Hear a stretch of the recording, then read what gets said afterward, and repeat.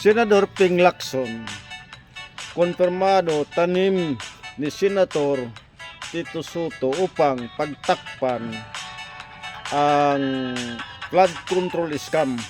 Pakinggan ang kanyang privilege speech.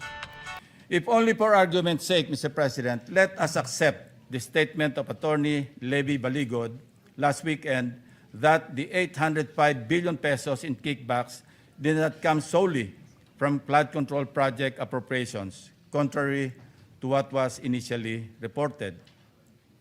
Let us consider the available variables that must inform our analysis, Mr. President. As earlier computed by the late Senator Ramon Revilla Sr. and further corroborated by Mr. Curly Discaya during one of our BRC hearings, 1 million pesos approximately weighs 1 kilogram.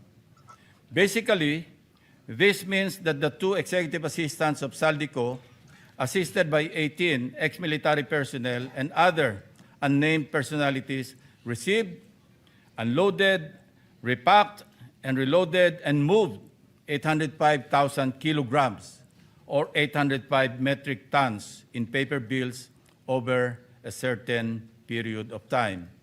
And this does not include yet the weight of the packages themselves. Thus, we need to add around 53,600 kilograms or 53.6 metric tons, representing the combined weight of at least 13,400 large empty maletas or suitcases to accommodate 805 billion pesos, with the assumption each was made of soft-sided nylon or polyester materials, each weighing around 4 kilograms. Let's try to imagine the processes involved in the preparation and distribution of this cash. Suppose that the executive assistants or trusted personnel of Saldico, named Mark Tiksay and Paul Estrada, processed 500 million pesos a day, working 24/7, 365 days a year, including unloading, counting, repacking, loading, and delivering the money. This would take 5.5 years or mid-2028. Hindi pa sila tapos mag-deliver hanggang ngayon, Mr. President.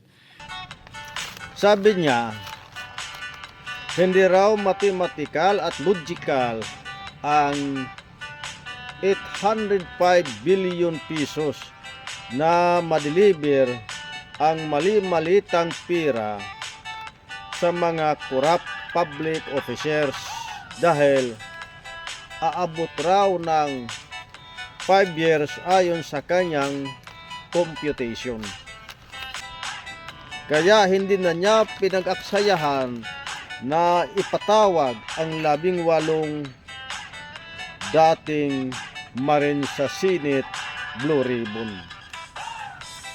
Ang national budget ng 2023 ay 5.268 trilyon at sa 2024 ay 5.687 trilyon.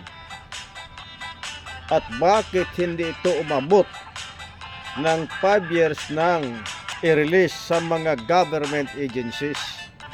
Ang 8 billion kickbacks na na-deliver sa Malacanang na tinanggap ni Yusek Bersamin ayon sa kanyang report, bakit hindi umabot ng 1 to 2 years?